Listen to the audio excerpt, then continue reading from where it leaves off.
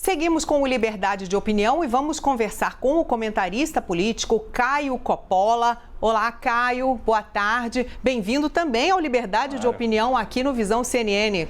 Boa tarde, Carla. Boa tarde, Rita. Parabéns aí pela estreia. Boa tarde ao espectador da CNN. É um prazer enorme estar em mais esse quadro, que celebra aí a liberdade de expressão, a divergência de opiniões e a pluralidade de ideias. Bom, Caio, a gente lembra que, por enquanto, o país tem 6 milhões de doses da Coronavac. A vacina de Oxford a gente está aguardando, que viria da Índia, mas ainda não tem previsão de chegada. Assim como os insumos para que esse imunizante seja produzido aqui na Fiocruz. Esta manhã, em reunião com governadores, o ministro da Saúde, o Eduardo Pazuello, afirmou que começaria hoje a imunizar os brasileiros. E vamos ver o que disse o ministro. Eu coloco à mesa, se houver qualquer outra ideia, a gente reformula, que hoje ainda, nós distribuiremos todas as vacinas aos estados. Todas. A gente pode colocar a ideia de hoje, ao final do expediente, já os estados começarem no município principal lá do estado a vacinar. Por isso a gente adianta um dia. Cada dia é importante. Eu acho que a gente pode começar hoje, ao final do expediente.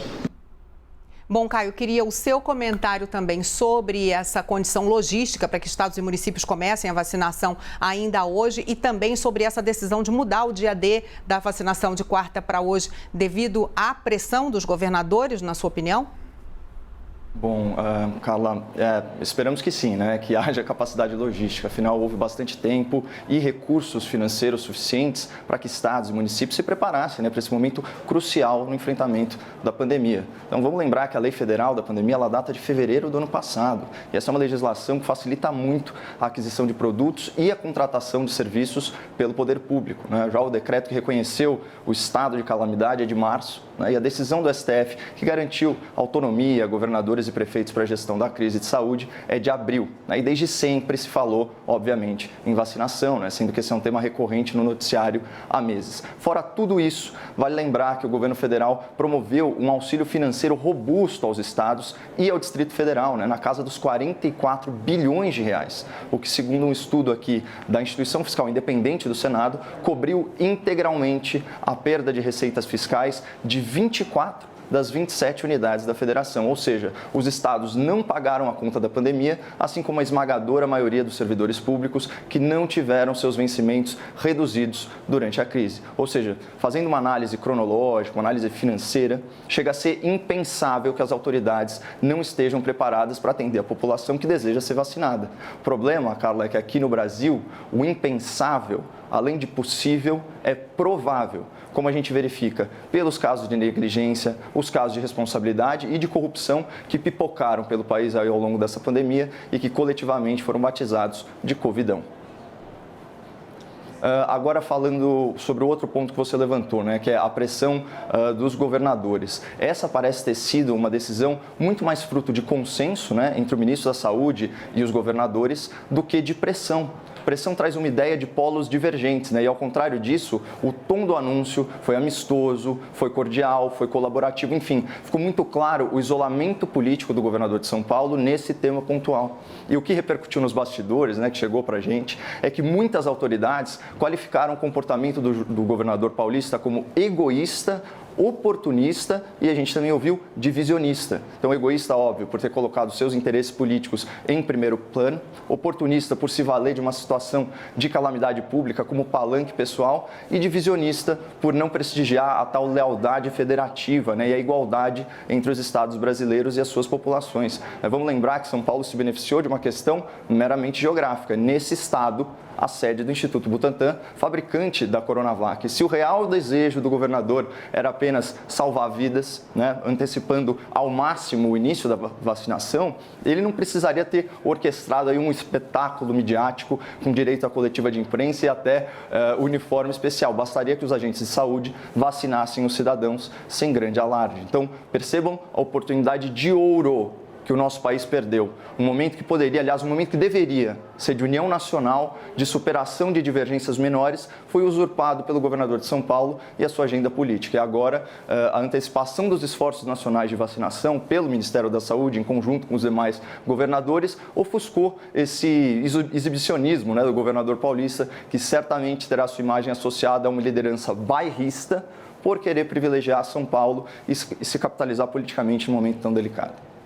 Caio, você fala em se beneficiou de uma localização geográfica, mas a Fiocruz, por exemplo, é no Rio de Janeiro. Por que o governador do Rio de Janeiro, então, não se beneficiou, ou o próprio governo federal, já que a Fiocruz é a responsável pela maior parte das doses que estão sendo esperadas para o programa de imunização no Brasil? Sim, mas isso de outro laboratório, né? Do AstraZeneca, da Oxford e da Fiocruz. Você mesmo acabou de noticiar aquela questão logística do avião atrasado na Índia. Então, obviamente, quando isso chegar aqui, seria uma possibilidade o governador do Rio de Janeiro fazer isso. Bom, esperamos que não faça, se bem que a essa altura do campeonato tanto faz. Bom, o avião não saiu porque realmente não há as doses a serem buscadas, né, Caio? E os Nesse insumos, momento né? Não estão disponíveis. E os insumos, né, para a produção da vacina pela Fiocruz. Ok. Vamos passar ao próximo tema. Então, Claro. A enfermeira Mônica Calazans, de 54 anos, foi a primeira pessoa a ser vacinada contra a Covid-19 em território brasileiro. A Mônica recebeu o imunizante Coronavac, que foi desenvolvido, né, em parceria com a empresa chinesa e o Instituto Butantan, após a aprovação do uso emergencial pela Anvisa nesse domingo. O imunizante foi aplicado no Hospital das Clínicas, em São Paulo. E depois da vacinação, o governador de São Paulo fez um pronunciamento em tom de crítica ao governo federal. Vamos ouvir um trecho. Toma a cloroquina que basta, afirmou um líder do país. Já fizemos tudo, não há mais nada a fazer, repetiu este mesmo personagem. A vacina é uma lição para vocês, autoritários, que desprezam a vida, que não têm compaixão, que desprezaram a atenção, a dedicação e a necessidade de protegerem os brasileiros. Os negacionistas vão ter que conviver com os existencialistas, com aqueles que defendem e agora têm mais força para defender a vida. Caio, eu queria a sua avaliação sobre o discurso cheio de mensagens ali de João Dória para o presidente Bolsonaro e também se isso é um embate, uma disputa política e se houve um vencedor e, caso tenha havido, se esse vencedor foi João Dória. Claro. Bom, sem dúvida, né, a vacinação da primeira paciente ela tem um caráter simbólico muito importante, né? Eu só lamento que um tema essencialmente técnico, né, tenha sido tão politizado.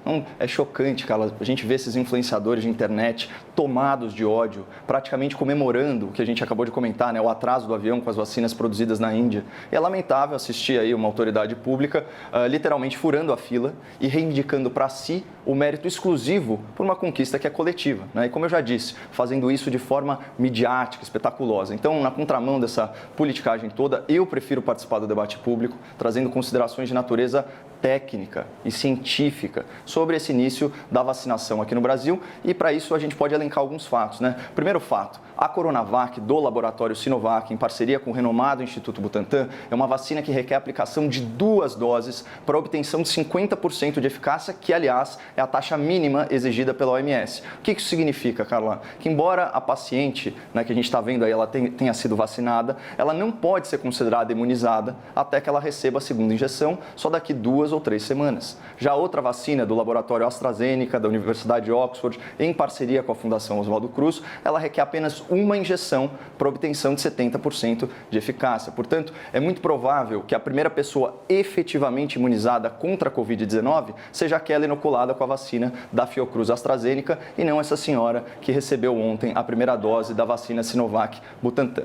Um segundo fato, do ponto de vista sanitário, o fator decisivo para o sucesso ou para o fracasso, né, de um programa nacional de vacinação é o percentual de imunizados em relação à população geral, ou seja, começar a vacinação um pouco antes ou um pouco depois é menos importante do que a quantidade de pessoas que são vacinadas. E nesse sentido, o Brasil tem uma enorme vantagem aí de médio prazo que se aplica a ambos os casos, do Butantan e da Fiocruz, que é a capacidade de produzir as vacinas vacinas por conta própria, já que as negociações, né, com os laboratórios, elas contemplaram toda a transferência de tecnologia, o que faz o nosso país caminhar aí na direção da autossuficiência contra a Covid-19. E outro ponto, se a gente considerar que a partir de hoje, brasileiros de todos os estados da federação já estão sendo vacinados, o pioneirismo paulista, né, de vacinar a primeira pessoa com algumas horas de antecedência, ele se torna absolutamente irrelevante. E um terceiro fato, é inegável o esforço intelectual, o esforço científico empenhado na produção dessas vacinas,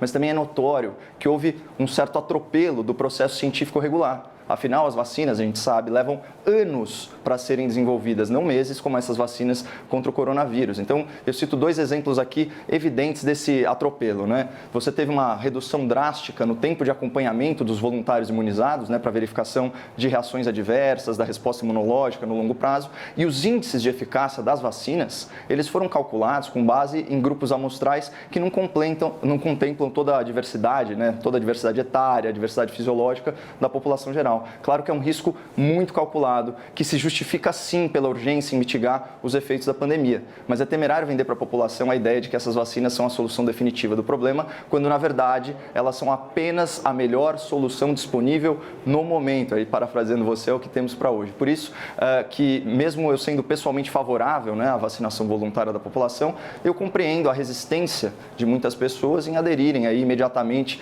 a esse esforço de imunização, e eu também considero legítima a preferência de muitos cidadãos pelo imunizante da AstraZeneca, Oxford, Fiocruz, que com apenas uma dose supera a eficácia média das 2 doses da vacina Sinovac Butantan. De qualquer forma, o início da vacinação nacional, 2 dias antes do planejado pelo Ministério da Saúde, é uma notícia auspiciosa, que deve ser celebrada sem paixão política e que traz a esperança de dias muito melhores em 2021, e graças a Deus esse dia chegou. Agora, só para não deixar solto, falando da batalha, da disputa política, né? Qualquer eventual ganho político do governador paulista nessa questão da vacina Sinovac Butantan pode facilmente se diluir em 2 fatos que eu já mencionei, né? Então, primeiro, a vacina da AstraZeneca Fiocruz, ela é mais eficaz, né? requer uma dose a menos. Segundo, a antecipação do esforço nacional de vacinação pelo Ministério da Saúde ofuscou o pioneirismo de São Paulo na aplicação da vacina, acabou sendo aí de poucas horas. E mais, aqui a gente tem a tendência de avaliar o cenário político com base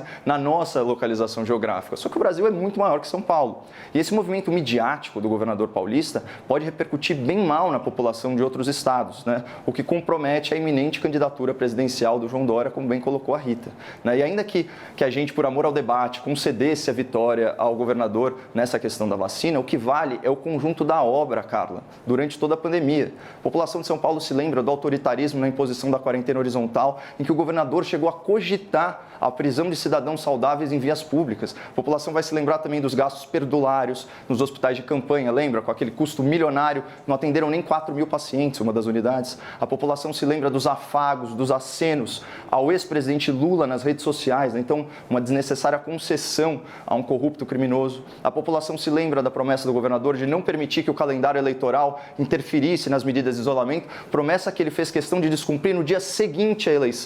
E a população se lembra que, depois de desinformar sobre a real eficácia da vacina, o governador deixou a cidade para viajar para a Flórida, nos Estados Unidos, onde não havia lockdown. Então, essas coisas, elas estão na memória da população, que naturalmente pode associar o governador João Dória com a radicalização do isolamento social e com a hipocrisia do fique em casa com a geladeira cheia. Então, concluindo, o João Dória precisa de muitas vitórias políticas se quiser reverter esse quadro e se viabilizar politicamente em 2022.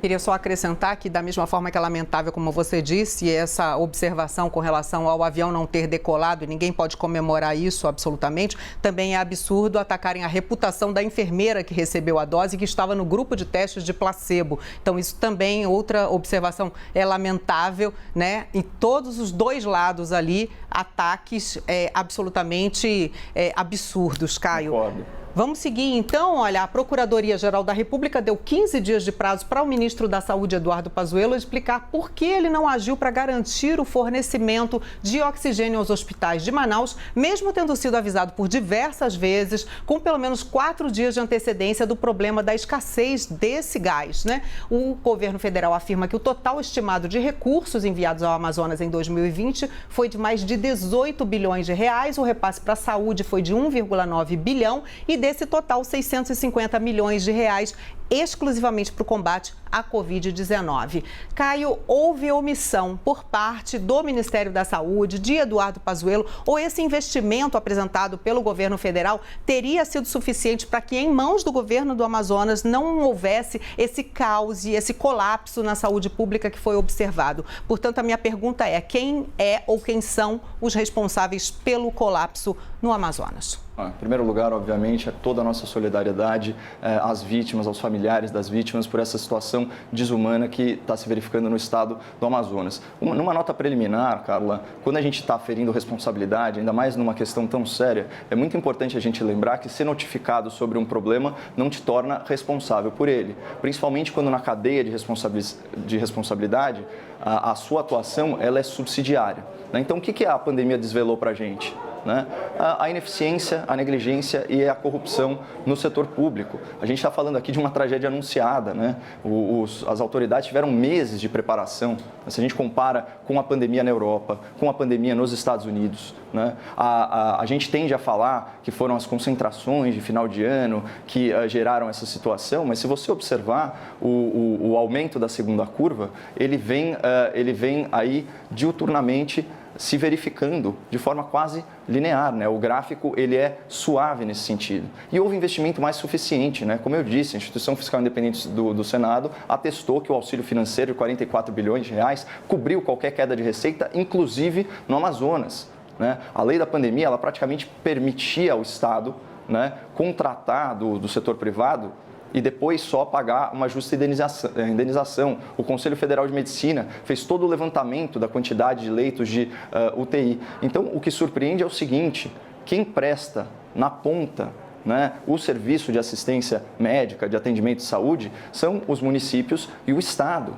E claro, se o ministro foi notificado e não agiu como poderia, que seja apurada a responsabilidade. Agora, não dá para falar que a responsabilidade é do governo federal e também dos estados e municípios. É o contrário. A responsabilidade é dos prefeitos, é do governador e subsidiariamente, eventualmente, do governo federal.